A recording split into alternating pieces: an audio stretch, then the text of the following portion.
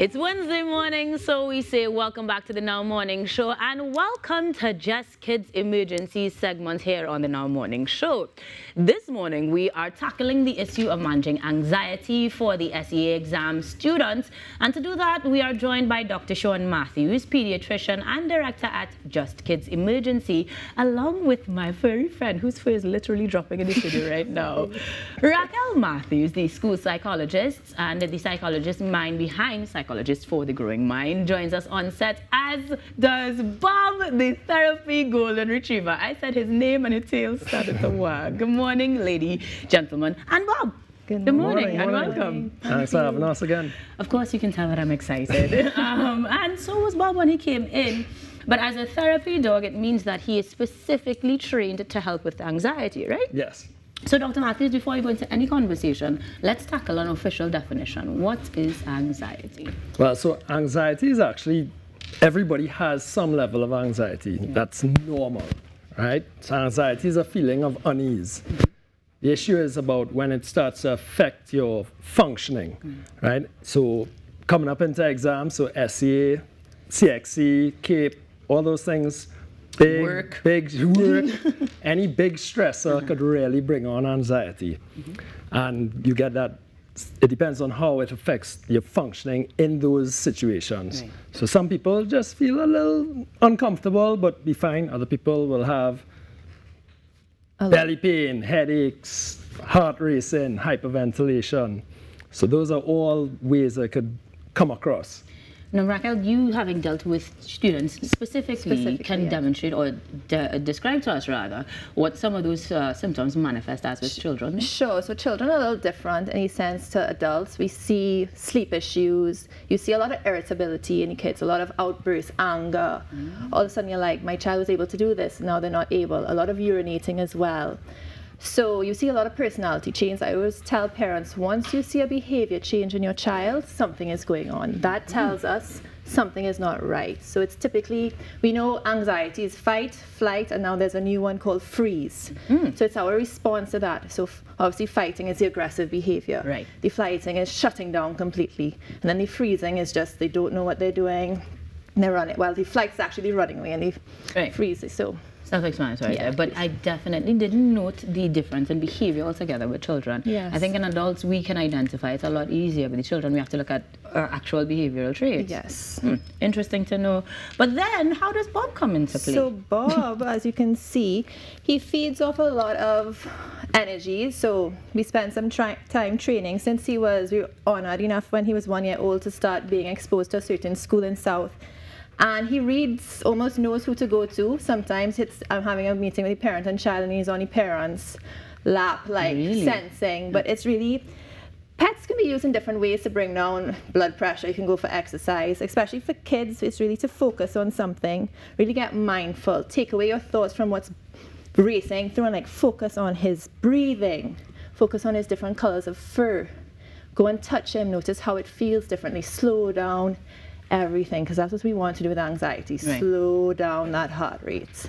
Now, doctor, when we see children coming into the clinic and parents have a suspicion that anxiety may have a role in that, what does the clinic do immediately to try to quell that? Well, so a big part of it is, as Raquel just said, is bringing down the heart rate. So because basically adrenaline is pumping, heart rate goes up, and then you're just pumping more adrenaline throughout, and that anxiety level is just going up. So if they're hyperventilating, then maybe give you a bag, because it's just slowing down that breathing if you have that hyperventilation.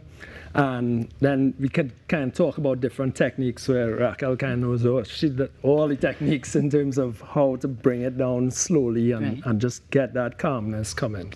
Now, I have been that child who has anxiety, who would have had anxiety attacks and panic attacks in school.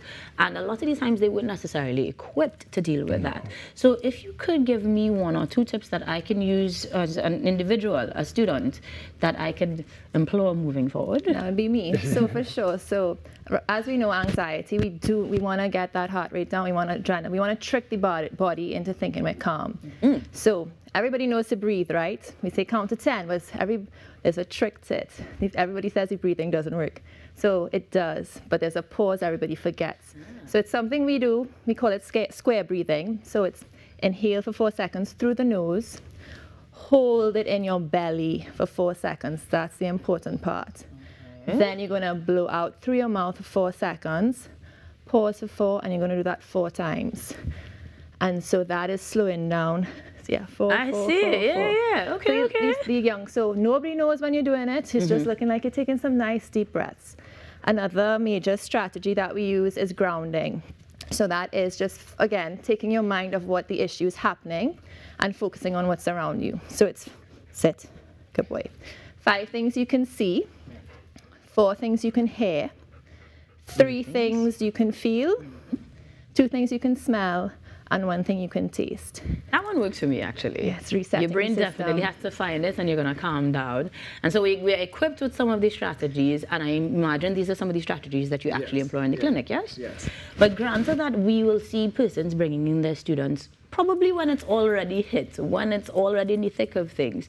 Are there post-incident, if you will, tips that you want to share with us as well, both parents and students? So that would be They come and see exactly, me. yeah, because quite often they don't even know what may have been the trigger, and that's a big part of figuring out what is going on. Because parent just says, I got a call from the school, said child just couldn't breathe, was having an asthma attack, and I look at them just like, we don't have asthma in the say, family. no, yeah, and well, they're not showing actual signs. So if you start to talk to them, because just distraction techniques, start to talk to them about something else, and all of a sudden the child's talking to you, and it's like, realize we're chatting here, and your breathing is coming down, and it's the same little trick of just kind of getting that breathing to slow down, because once they're distracted, then they're not focused on whatever's causing the anxiety. Gotcha. And Raquel, in terms of that post then, as you're saying, come see you, but what does that mean? Do we have now a schedule of events, the regular checkups, or a one-time thing? So it honestly depends on the severity of the case. Sometimes we have to actually do an evaluation to see really what's going on, because Just Kidz have sent me some very interesting cases where we have some kids just passing out in the sense that they're holding their breath. Happens a lot during this season. Once you see the poetry start to bear, we know kids' exam season is in the air, and we're going to see a lot of those kids having some issues. But yes, it depends. Sometimes it's a one and done. It's really just figuring out the triggers. Sometimes it could be, with kids, the research shows 10 sessions typically is where we get changes. It's not an overnight change. And with working with children, and everybody has to be involved. Family has to be on board. Therapy is not a scary thing. Does not mean you have an illness. Everybody has mental health. You have physical health. They all go together. I love that you underscored therapy is not a scary thing. But granted that you're talking about the family being part of the involvement, the family dog can be part of the involvement too, right? Of course. Bring your pet. I'll help. Now, the difference between a therapy dog and your family pet is, of course, training. Yes. So you mentioned that he was exposed to school children at as early as a year. As a year, yes. But tell me a little bit about the training process that Bob went through. Sure. So I had to go through it first. So I'm actually certified in animal assisted therapy. And then, so therapy, we have different majors. You have the emotional support animal, then you have the service animal, which is the one that can like assist with seizures, diabetics, all those different things give you. Therapy dogs are very simple. They just have to know the nice, simple training of sit, stay, down. That's it. Basic stuff. Basic stuff, nothing too fancy. Because the default of a dog is to be a good companion and a good friend, and like this time, good attention too. Yeah. So that means that if we were to advocate towards getting pets, I mean, there's a child out there right now saying, Mommy, Daddy, say we should have a dog. Yeah. What is your advice or tips to them?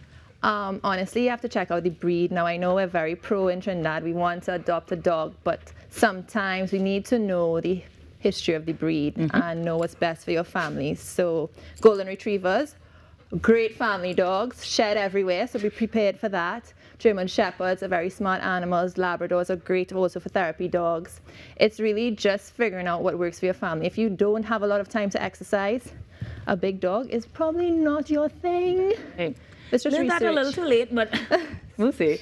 And I'm asking all of these questions because I'm sure there are persons looking on wondering whether or not they have access to a therapy dog at Just Kidz Emergency, or if they need to invest in one for themselves. And how do we determine that, Dr. Matthews? Well, so they have access, well, not at Just Kidz itself, because it sheds a little too much for our emergency clinic, but at Raquel, because we always refer on to Raquel after. And if they thinking of it, it's just, as she says, about what fits for you. But it is something I grew up with dogs, so having that, you know, it was just relaxing. Yeah. I'm a big dog person, but also because could take them for exercise. Right. So grew up lying down, pictures of lying down on your dog relaxing. That was always a big thing for us, having dogs in our family. He's at home right now. Clearly, he's well comfortable. But he's certainly adding to the dynamics of what Just Kidz offer, making sure that we have a number of methods and, of course, experts that go with these methods to help us navigate our children's mental health, physical health, emotional health, and more. Of course, it's always a pleasure to have you guys on set, but for today was particularly grand. Bob barely did anything, but I'm so thrilled he's here. He did. He did a good job.